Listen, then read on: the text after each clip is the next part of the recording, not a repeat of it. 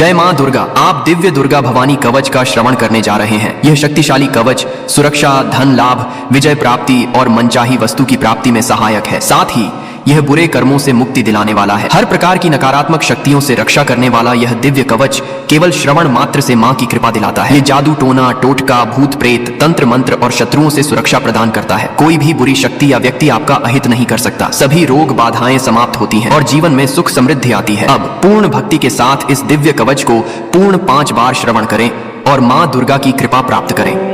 अस्य श्री चंडी कवचस्य ब्रह्मा ऋषिः अनुष्टुप् छन्दः चामुण्डा देवता अगन्याशोक्त मातरो बीजं दिग्बन्ध देवतास्तत्त्वं श्रीजगदम्बा प्रीत्यर्थे सप्तशती पाठं गत्तेन जपे विनियोगः। ॐ नमः चण्डिकायै। मार्कण्डेय उवाच यद्गुह्यं परमं लोके सर्वरक्षाकरन्नृणां यन्न कस्यचिदाख्यातं तन्मे ब्रूहि पितामह। ब्रह्मोवाच अस्ति गुह्यतमं विप्र सर्वभूतोपकारकं देव्यास्तु कवचं पुण्यं तच्छृणुष्व महामुने। प्रथमं शैलपुत्री च द्वितीयं ब्रह्मचारिणी तृतीयं चन्द्रघण्टेति कूष्माण्डेति चतुर्थकं पंचमं स्कन्दमातेति षष्ठं कात्यायनीति च सप्तमं कालरात्रि च महागौरीति चाष्टमं नवमं सिद्धिदात्री च नवदुर्गाः प्रकीर्तिताः। उक्तान्येतानि नामानि ब्रह्मणैव महात्मना अग्निना दह्यमानस्तु शत्रुमध्ये गतो रणे। विषमे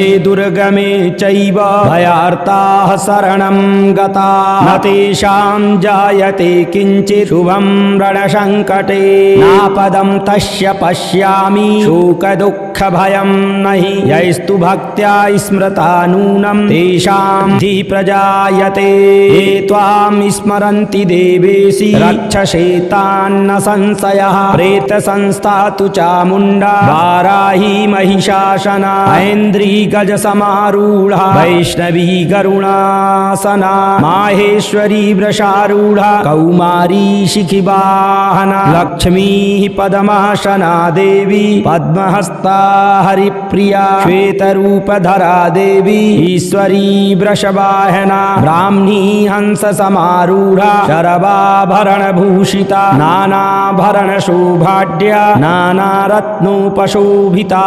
दृश्यन्ते रथमारूढ़ा देव्यः क्रोधशमाकुलाः शङ्खं चक्रं गदां शक्तिं हलं चामुशलायुधं केटकं तोमरं चैव परशुं पाशमेव च हुन्तायुधं त्रिशूलं च सार्गमायुधमुत्तमं दैत्यानां देहनाशाय भक्तानां भयाय च धारयन्त्यायुधानित्थं देवानां च हिताय वै। महाबले महोत्साहे महाभय विनाशनी त्राहि मां देवी दुष्प्रेक्षे शत्रूणां भयवर्धनी। प्राच्यां रक्षतु मामैन्द्री अग्नेयामग्निदेवता दक्षिणे बतु वाराही नैऋत्यां खड्गधारिणी प्रतीच्यां वारुणी रक्षे वायव्यां मृगवाहिनी उदीच्यां रक्षे कौबेरी ईशान्यां शूलधारिणी ऊर्ध्वं ब्रह्माणि मे रक्षे हस्ताद्वैष्णवी तथा एवं 10 दिशो रक्षे चामुण्डा सबवाहना। जया मे चाग्रतास्तातु विजयास्तातु पृष्ठतः अजिता वाम पार्श्वे तु दक्षिणे चापराजिता। शिखा मे दुत्तिनी रक्षे उमा मूर्ध्नि व्यवस्थिता मालाधरी ललाटे च भ्रुवौ रक्षेद् यशस्वनी त्रिनेत्रा च भ्रुवोर्मध्ये यमघण्टा च नासिके शङ्खनी चक्षुषोर्मध्ये श्रोत्रयोर्द्वारवासनी कपोलौ कालिका रक्षे कर्णमूले तु शाङ्करी नासिकायां सुगन्धा च उत्तरोष्ठे च चर्चिका अधरे चामृतकला जीवायाञ्च सरस्वती दन्तान् रक्षतु कौमारी कण्ठमध्ये तु चण्डिका घण्टिकां चित्रघण्टा च महामाया च तालुके कामाक्षी चिम्बुकं रक्षे वाचं मे सर्वमङ्गला ग्रीवायां भद्रकाली च पृष्ठवंशे धनुर्धरी नीलग्रीवा वही कण्ठे नलिकां नलकूबरी खड्गधारिण्युभौ स्कन्धो बाहु मे वज्रधारणी हस्तयोर्दण्डनी रक्षेत् अम्बिका चाङ्गुलिस्तथा नखाञ्चूलेश्वरी रक्षेत् कुच्छौ रक्षे नलेश्वरी स्तनौ रक्षेन्महालक्ष्मी मनाशोकविनाशिनी हृदयं ललिता देवी उदरं शूलधारणी नाभौ च कामनी रक्षे गुह्यं गुह्येश्वरी तथा कट्यां भगवती रक्षे जानुनी विन्ध्यवासिनी जङ्घे महाबला रक्षे सर्वकामप्रदायिनी उल्पयोर्नारसिंही च पादौ च निततेजसी पादाङ्गुलीषु श्रीरक्षे पादाधस्थलवासिनी नखान्दंष्ट्राकराली च केशाञ्चैवोर्ध्वकेशनी रोमकूपेषु कौबेरी वचं वागीश्वरी तथा रक्तमज्जावसामासां मेदांसि पार्वती अन्त्राणि कालरात्रिश्च नित्यं च मुकुटेश्वरी पद्मावती पद्मकोशे कफे चूडामणिस्तथा ज्वालामुखी नखज्वाला अभेद्या सर्वसन्धिषु शुक्रं ब्रह्माणि मे रक्षे छायां चत्तेश्वरी तथा अहङ्कारं मनोबुद्धिं रक्ष मे धर्मधारिणी प्राणापानौ तथा व्यानमुदानं च समानकं वज्रहस्ता च मे रक्षे प्राणं कल्याणशोभना रसे रूपे च गन्धे च शब्दे स्पर्शे च योगनी सत्यं रजस्तमश्चैव रक्षेन्नारायणी सदा आयुरक्षतु वाराही धर्मं रक्षतु वैष्णवी यशः कीर्तिं च लक्ष्मीं च धनं विद्यां च चक्रणी मूत्रमिन्द्राणि मे रक्षे पशून् मे रक्ष चण्डिके पुत्रान् रक्षेन्महालक्ष्मी भार्यां रक्षतु भैरवी पन्थानं सुपथा रक्षे मार्गं क्षेमकरी तथा राजद्वारे महालक्ष्मी विजया सर्वथा स्थिता रक्षाहीनं तु यतस्थानं वर्जितं कवचेन तु तत्सर्वं रक्ष मे देवी जयन्ती पापनाशनी पदमेकं न गच्छेत्तु यदि चेच्छुभमात्मनः कवचेनाव्रतो नित्यं यत्र यत्रार्थी गच्छति तत्र तत्रार्थलाभश्च विजयः सार्वकामिकः यं यं कामयते कामं तं तं प्राप्नोति निश्चितं परमैश्वर्यमतुलं प्राप्स्यते भूतले पुमान् निर्भयो जायते मर्त्यः सङ्ग्रामेष्वपराजितः त्रैलोक्ये तु भवेत् पूज्यः कवचेनाव्रतः पुमान् इदं तु देव्याः कवचं देवानामपि दुर्लभं यः पठेत् प्रयतो नित्यं त्रिसन्ध्यं श्रद्धयान्वितः दैवी कला भवेत् तस्य त्रैलोक्ये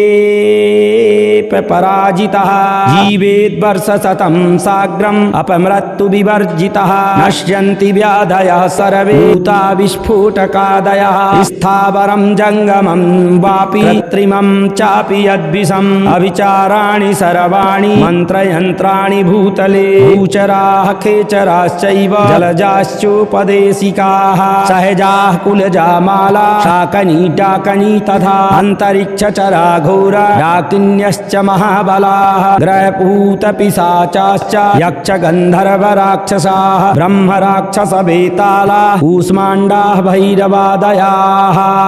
नश्यन्ति दर्शनात् तस्य कवचे हृदि संस्थिते मानो नतिर्भवेत्राज्ञ तेजो वृद्धिकरं परं यशसा वर्धते सोऽपि कीर्तिमण्डितभूतले जपेत् सप्तशतीं चण्डी कृत्वा तु कवचं पुरा यावद्भूमण्डलं धत्ते शैलवनकाननं तावत्तिष्ठति मेदिन्यां सन्ततिः पुत्रपौत्रकी देहान्ते परमं स्थानं यत्सुरैरपि दुर्लभं प्राप्नोति पुरुषो नित्यं महामाया प्रसादतः लभते परमं रूपं शिवेन सह मोदते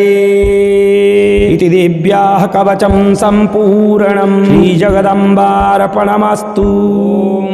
अस्य श्रीचण्डी कवचस्य ब्रह्मा ऋषिः अनुष्टुप् छन्दः चामुण्डा देवता अगन्याशोक्तमातरो बीजं दिग्बन्ध देवतास्तत्त्वं श्रीजगदम्बा प्रीत्यर्थे सप्तशती पाठं गत्तेन जपे विनियोगः। ॐ नमः चण्डिकायै। मार्कण्डेय उवाच यद्गुह्यं परमं लोके सर्वरक्षाकरन्नृणां यन्न कस्यचिदाख्यातं तन्मे ब्रूहि पितामह। ब्रह्मोवाच अस्ति गुह्यतमं विप्र सर्वभूतोपकारकं देव्यास्तु कवचं पुण्यं तच्छृणुष्व महामुने। प्रथमं शैलपुत्री च द्वितीयं ब्रह्मचारिणी तृतीयं चन्द्रघण्टेति कूष्माण्डेति चतुर्थकं पंचमं स्कन्दमातेति षष्ठं कात्यायनीति च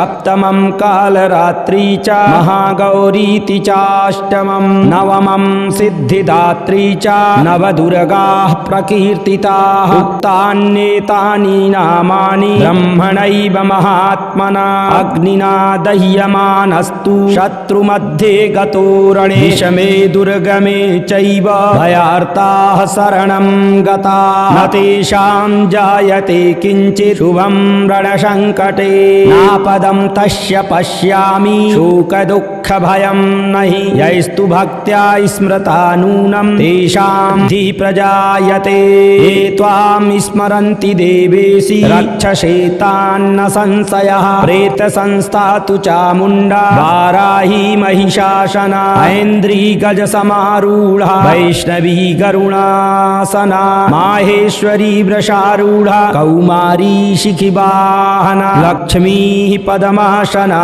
देवी पद्महस्ता हरिप्रिया श्वेतरूपधरा देवी ईश्वरी वृषवाहना ब्राह्मी हंससमारूढा शरभाभरणभूषिता नानाभरणशोभाढ्या नानारत्नोपशोभिताः दृश्यन्ते रथमारूढा देव्यः क्रोधशमाकुलाः शङ्खं चक्रं गदां शक्तिं हलं चामुशलायुधं केटकं तोमरं चैव परशुं पाशमेव च कुन्तायुधं त्रिशूलं च सार्गमायुधमुत्तमं दैत्यानां देहनाशाय भक्तानां भयाय च धारयन्त्यायुधानित्थं देवानां च हिताय वै महाबले महोत्साहे महाभय विनाशनी त्राहि मां देवी दुष्प्रेक्षे शत्रूणां भयवर्धनी प्राच्यां रक्षतु मामैन्द्री अग्नेयामग्निदेवता दक्षिणे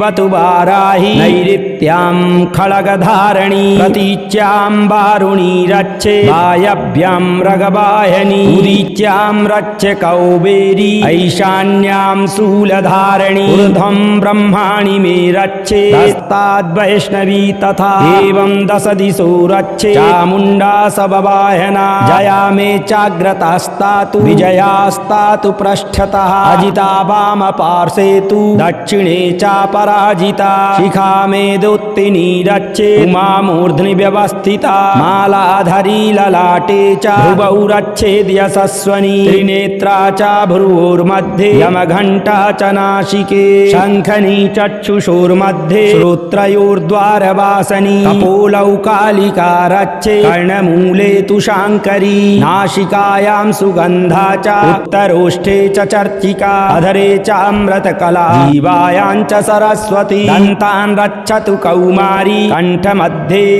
तु चण्डिका घण्टिकां चित्रघण्टा च महामाया च तालुके कामाक्षी चिम्बुकं रक्षे वाचं मे सर्वमङ्गला ग्रीवायां भद्रकाली च पृष्ठवंशे धनुर्धरी नीलग्रीवा वही कण्ठे नलिकां नलकूबरी खड्गधारिण्युभौ स्कन्धो बाहो मे वज्रधारिणी हस्तयोर्दण्डनी रक्षेद् अम्बिका चाङ्गुलिस्तथा नखाञ्चूलेश्वरी रक्षेत् कुच्छौ रक्षे नलेश्वरी स्तनौ रक्षेन्महालक्ष्मी मनाशोकविनाशिनी हृदयं ललिता देवी उदरं शूलधारिणी नाभौ च कामनी रक्षे गुह्यं गुह्येश्वरी तथा कट्यां भगवती रक्षे जानुनी विन्ध्यवासिनी जङ्घे महाबला रक्षे सर्वकामप्रदायिनी उल्पयोर्नारसिंही च पादौ च निततेजसी पादाङ्गुलीषु श्रीरक्षे पादाधस्थलवासिनी नखान्दंष्ट्राकराली च केशाञ्चैवोर्ध्वकेशनी रोमकूपेषु कौबेरी त्वचम्बागीश्वरी तथा रक्तमज्जावसामासा यस्थिमेदांसि पार्वती अन्त्राणि कालरात्रिश्च नित्यं च मुकुटेश्वरी पद्मावती पद्मकोशे कफे चूडामणिस्तथा ज्वालामुखी नखज्वाला अभेद्या सर्वसन्धिषु शुक्रं ब्रह्माणि मे रक्षे छायां चत्तेश्वरी तथा अहङ्कारं मनोबुद्धिं रक्ष मे धर्मधारिणी प्राणापानौ तथा व्यानमुदानं च समानकं वज्रहस्ता च मे रक्षे प्राणं कल्याणशोभना रसे रूपे च गन्धे च शब्दे स्पर्शे च योगनी सत्यं रजस्तमश्चैव रक्षेन्नारायणी सदा आयुरक्षतु वाराहि धर्मं रक्षतु वैष्णवी यशः कीर्तिं च लक्ष्मीं च धनं विद्यां च चक्रणी गोत्रमिन्द्राणि मे रक्षे पशून् मे रक्ष चण्डिके पुत्रान् रक्षेन्महालक्ष्मी भार्यां रक्षतु भैरवी पन्थानं सुपथा रक्षे मार्गं क्षेमकरी तथा राजद्वारे महालक्ष्मी विजया सर्वथा स्थिता रक्षाहीनं तु यतस्थानं वर्जितं कवचेन तु तत्सर्वं रक्ष मे देवी जयन्ती पापनाशनी पदमेकं न गच्छेत्तु यदि चेच्छुभमात्मनः कवचेनाव्रतो नित्यं यत्र यत्रार्थी गच्छति तत्र तत्रार्थलाभश्च विजयः सार्वकामिकः यं यं कामयते कामं तं तं प्राप्नोति निश्चितं परमैश्वर्यमतुलं प्राप्स्यते भूतले पुमान् निर्भयो जायते मर्त्यः सङ्ग्रामेष्वपराजितः त्रैलोक्ये तु भवेत् पूज्यः कवचेनाव्रतः पुमान् इदं तु देव्याः कवचं देवानामपि दुर्लभं यः पठेत् प्रयतो नित्यं त्रिसन्ध्यं श्रद्धयान्वितः दैवी कला भवेत् तस्य त्रैलोक्ये पराजितः जीवेत् वर्षशतं साग्रम् अपमृत्यु विवर्जितः नश्यन्ति व्याधयः सर्वे भूता विस्फोटकादयः स्थावरं जङ्गमं वापि कृत्रिमं चापि यद्विषम् अविचाराणि सर्वाणि मन्त्रयन्त्राणि भूतले भूचराः खेचराश्चैव जलजाश्चोपदेशिकाः सहजाः कुलजा माला शाकनी डाकनी तथा अन्तरिक्षचरा घोरा डाकिन्यश्च महाबलाः ग्रहपूतपिशाचाश्च यक्षगन्धर्वराक्षसाः ब्रह्मराक्षसवेतालाः कूष्माण्डाः भैरवादयाः नश्यन्ति दर्शनात् तस्य कवचे हृदि संस्थिते मानो नतिर्भवेत्राज्ञा तेजो वृद्धिकरं परं यशसा वर्धते सोऽपि कीर्तिमण्डितभूतले जपेत् सप्तशतीं चण्डी कृत्वा तु कवचं पुरा यावद्भूमण्डलं धत्ते शैलवनकाननं तावत्तिष्ठति मेदिन्यां सन्ततिः पुत्रपौत्रकी देहान्ते परमं स्थानं यत्सुरैरपि दुर्लभं प्राप्नोति पुरुषो नित्यं महामाया प्रसादतः लभते परमं रूपं शिवेन सह मोदते इति देव्याः कवचं सम्पूर्णं श्रीजगदम्बार्पणमस्तु। अस्य श्रीचण्डी कवचस्य ब्रह्मा ऋषिः अनुष्टुप् छन्दः चामुण्डा देवता अगन्याशोक्तमातरो बीजं दिग्बन्धदेवतास्तत्त्वं श्रीजगदम्बा प्रीत्यर्थे सप्तशती पाठं गत्तेन जपे विनियोगः।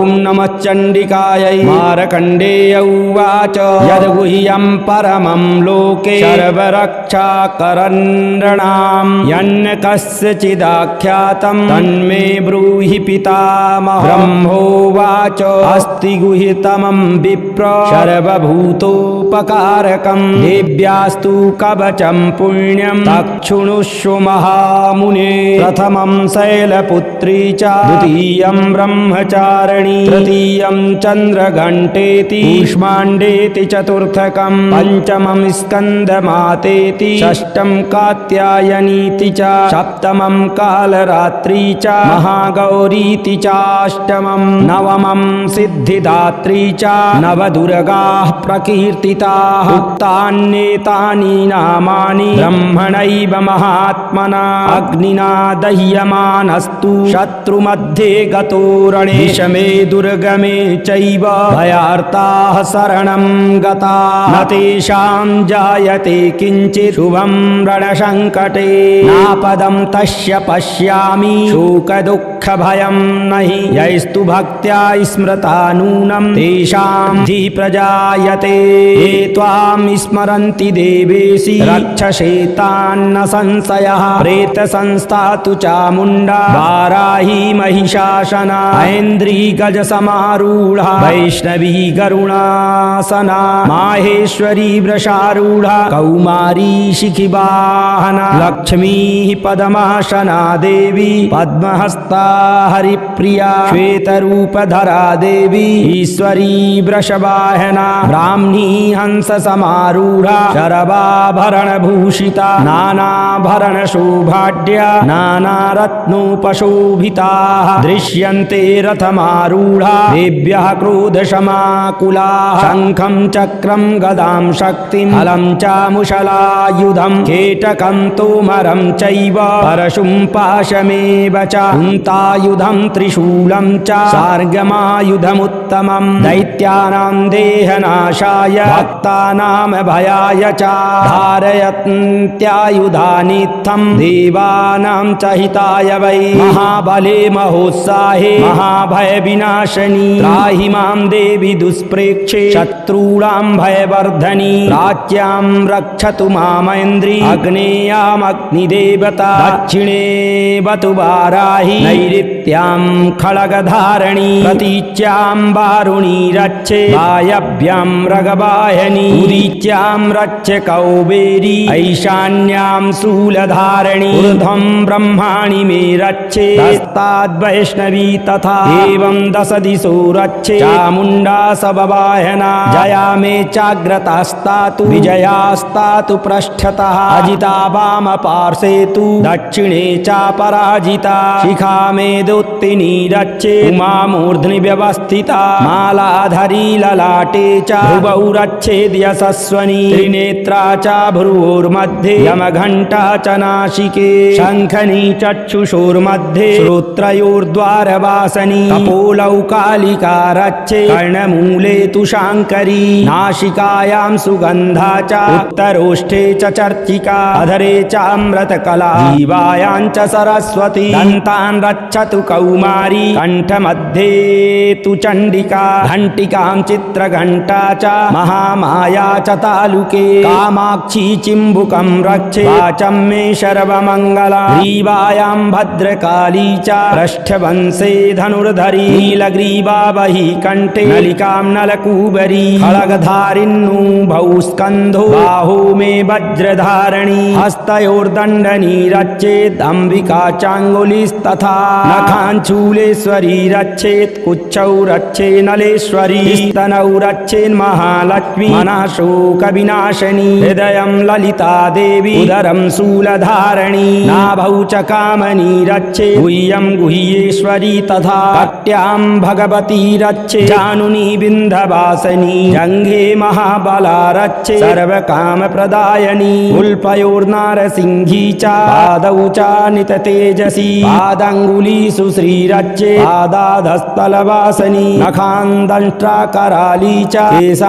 केशाञ्चैवोर्ध्वकेशनी रोमकूपेषु कौबेरी वचं वागीश्वरी तथा रक्तमज्जावसामासान्यस्थिमेदांसि पार्वती अन्त्राणि कालरात्रिश्च नित्यं च मुकुटेश्वरी पद्मावती पद्मकोशे कफे चूडामणिस्तथा ज्वालामुखी नखज्वाला अभेद्या सर्वसन्धिषु शुक्रं ब्रह्मा ब्रह्माणि मे रक्षे छायां छत्तेश्वरी तथा अहंकारं मनोबुद्धिं रक्ष मे धर्मधारिणी प्राणापानौ तथा व्यान मुदानं च समानकं वज्रहस्ता च मे रक्षे प्राणं कल्याणशोभना रसे रूपे च गन्धे च शब्दे स्पर्शे च योगनी सत्यं रजस्तमश्चैव रक्षेन्नारायणी सदा आयुरक्षतु वाराहि धर्मं रक्षतु वैष्णवी यशः कीर्तिं च लक्ष्मीं च धनं विद्यां च चक्रणी गोत्रमिन्द्राणि मे रक्षे पशून् मे रक्ष चण्डिके पुत्रान् रक्षेन्महालक्ष्मी भार्यां रक्षतु भैरवी पन्थानं सुपथा रक्षे मार्गं क्षेमकरी तथा राजद्वारे महालक्ष्मी विजया सर्वथा स्थिता रक्षाहीनं तु यतस्थानं वर्जितं कवचेन तु तत्सर्वं रक्ष मे देवी जयन्ती पापनाशनी पदमेकं न गच्छेत्तु यदि चेच्छुभमात्मनः कवचेनाव्रतो नित्यं यत्र यत्रार्थी गच्छति तत्र तत्रार्थलाभश्च विजयः सार्वकामिकः यं यं कामयते कामं तं तं प्राप्नोति निश्चितं परमैश्वर्यमतुलं प्राप्स्यते भूतले पुमान् निर्भयो जायते मर्त्यः सङ्ग्रामेष्वपराजितः त्रैलोक्ये तु भवेत् पूज्यः कवचेनाव्रतः पुमान् इदं तु देव्याः कवचं देवानामपि दुर्लभं यः पठेत् प्रयतो नित्यं त्रिसन्ध्यं श्रद्धयान्वितः दैवी कला भवेत् तस्य त्रैलोक्ये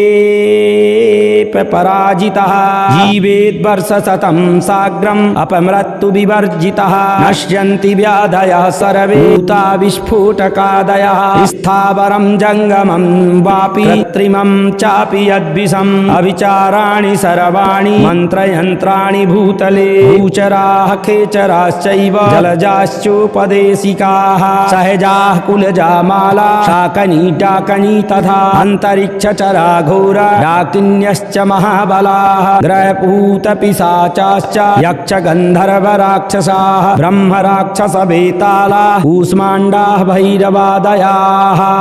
नश्यन्ति दर्शनात् तस्य कवचेर्हृदि संस्थिते मानो नतिर्भवेत्राज्ञः तेजो वृद्धिकरं परं यशसा वर्धते सोऽपि कीर्तिमण्डितभूतले जपेत् सप्तशतीं चण्डी कृत्वा तु कवचं पुरा यावद्भूमण्डलं धत्ते शैलवनकाननं तावत्तिष्ठति मेदिन्या सन्ततिः पुत्रपौत्रकी देहान्ते परमं स्थानं यत्सुरैरपि दुर्लभं प्राप्नोति पुरुषो नित्यं महामाया प्रसादतः लभते परमं रूपं शिवेन सह मोदते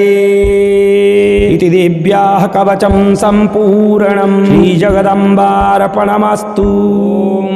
अस्य श्रीचण्डी कवचस्य ब्रह्मा ऋषिः अनुष्टुप् छन्दः चामुण्डा देवता अगन्याशोक्तमातरो बीजं दिग्बन्धदेवतास्तत्त्वं श्रीजगदम्बा प्रीत्यर्थे सप्तशती पाठं गत्तेन जपे विनियोगः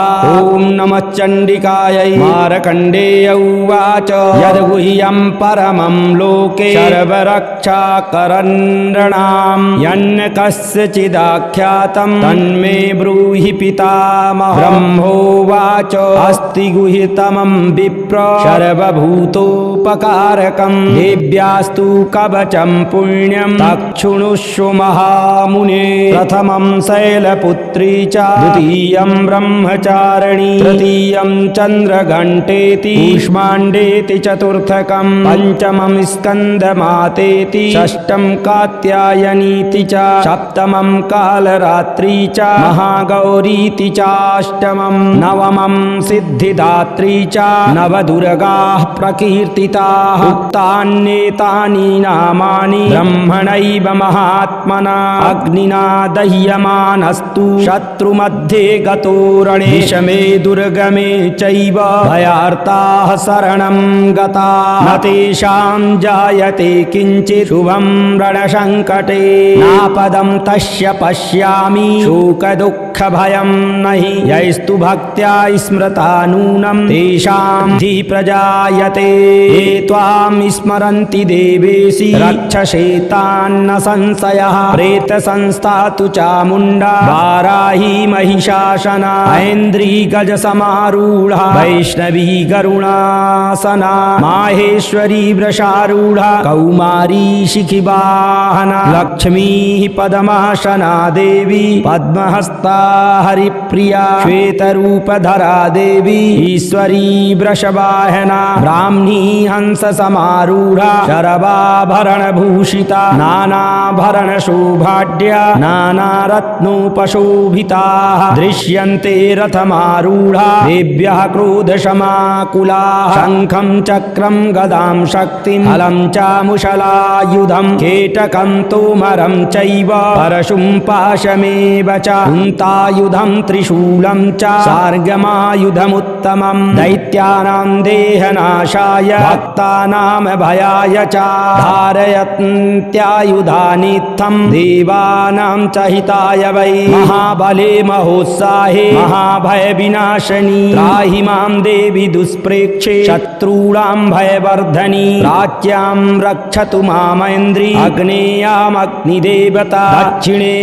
बतु वाराहि नैऋत्यां खड्गधारिणी प्रतीच्यां वारुणी रक्षे वायव्यां मृगवाहिनी उदीच्यां रक्ष कौबेरी ऐशान्यां शूलधारिणी ऊर्ध्वं ब्रह्माणि मे रक्षे हस्ताद्वैष्णवी तथा एवं दश दिशो रक्षे चामुण्डा सबवाहना जया मे चाग्रतास्तातु विजयास्तातु पृष्ठतः अजिता वाम पार्श्वे तु दक्षिणे चापराजिता शिखा मे दोत्तिनी रक्षे उमा मूर्ध्नि व्यवस्थिता मालाधरी ललाटे च भ्रुवौ रक्षेद्यशस्वनी त्रिनेत्रा च भ्रुवोर्मध्ये यमघण्टा च नासिके शङ्खनी चक्षुषोर्मध्ये श्रोत्रयोर्द्वारवासनी कपोलौ कालिका रक्षे कर्णमूले तु शाङ्करी नासिकायां सुगन्धा च उत्तरोष्ठे च चर्चिका अधरे चामृतकला जीवायां च सरस्वती दन्तान् रक्षतु कौमारी कण्ठमध्ये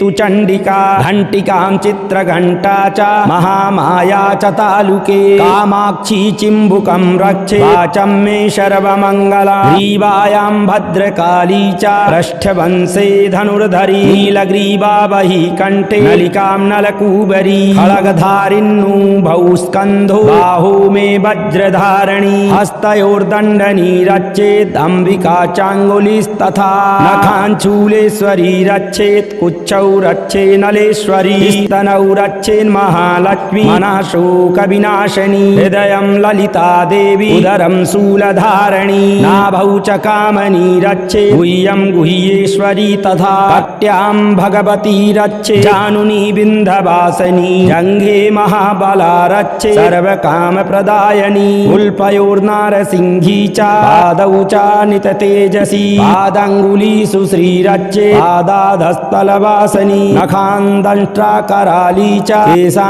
केशाञ्चैवोर्ध्वकेशनी रोमकूपेषु कौबेरी त्वचं वागीश्वरी तथा रक्तमज्जावसामासां मेदांसि पार्वती अन्त्राणि कालरात्रिश्च नित्यं च मुकुटेश्वरी पद्मावती पद्मकोशे कफे चूडामणिस्तथा ज्वालामुखी नखज्वाला अभेद्या सर्वसन्धिषु शुक्रं ब्रह्माणि मे रक्षे छायां चत्तेश्वरी तथा अहङ्कारं मनोबुद्धिं रक्ष मे धर्मधारिणी प्राणापानौ तथा व्यानमुदानं च समानकं वज्रहस्ता च मे रक्षे प्राणं कल्याणशोभना रसे रूपे च गन्धे च शब्दे स्पर्शे च योगनी सत्यं रजस्तमश्चैव रक्षेन्नारायणी सदा आयुरक्षतु वाराहि धर्मं रक्षतु वैष्णवी यशः कीर्तिं च लक्ष्मीं च धनं विद्यां च चक्रणी मूत्रमिन्द्राणि मे रक्षे पशून् मे रक्ष चण्डिके पुत्रान् रक्षेन्महालक्ष्मी भार्यां रक्षतु भैरवी पन्थानं सुपथा रक्षे मार्गं क्षेमकरी तथा राजद्वारे महालक्ष्मी विजया सर्वथा स्थिता रक्षाहीनं तु यतस्थानं वर्जितं कवचेन तु तत्सर्वं रक्ष मे देवी जयन्ती पापनाशनी पदमेकं न गच्छेत्तु यदि चेच्छुभमात्मनः कवचेनाव्रतो नित्यं यत्र यत्रार्थी गच्छति तत्र तत्रार्थलाभश्च विजयः सार्वकामिकः यं यं कामयते कामं तं तं प्राप्नोति निश्चितं परमैश्वर्यमतुलं शूलं प्राप्स्यते भूतले पुमान् निर्भयो जायते मर्त्यः सङ्ग्रामेष्वपराजितः त्रैलोक्ये तु भवेत् पूज्यः कवचेनाव्रतः पुमान् इदं तु देव्याः कवचं देवानामपि दुर्लभं यः पठेत् प्रयतो नित्यं त्रिसन्ध्यं श्रद्धयान्वितः दैवी कला भवेत् तस्य त्रैलोक्ये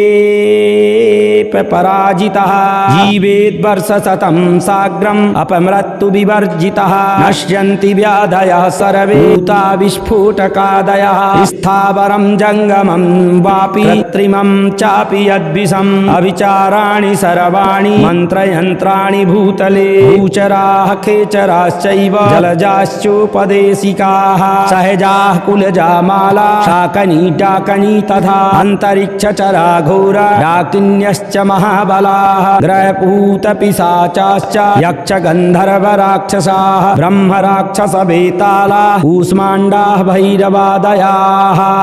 नश्यन्ति दर्शनात् तस्य कवचेरधि संस्थिते मानो नतिर्भवेत्राज्ञः तेजो वृद्धिकरं परं यशसा वर्धते सोऽपि कीर्तिमण्डितभूतले जपेत् सप्तशतीं चण्डी कृत्वा तु कवचं पुरा यावद्भूमण्डलं धत्ते शैलवनकाननं तावत्तिष्ठति मेदिन्या सन्ततिः पुत्रपौत्रकी देहान्ते परमं स्थानं यत्सुरैरपि दुर्लभं प्राप्नोति पुरुषो नित्यं महामाया प्रसादतः लभते परमं रूपं शिवेन सह मोदते इति देव्याः कवचं सम्पूर्णं श्रीजगदम्बार्पणमस्तु।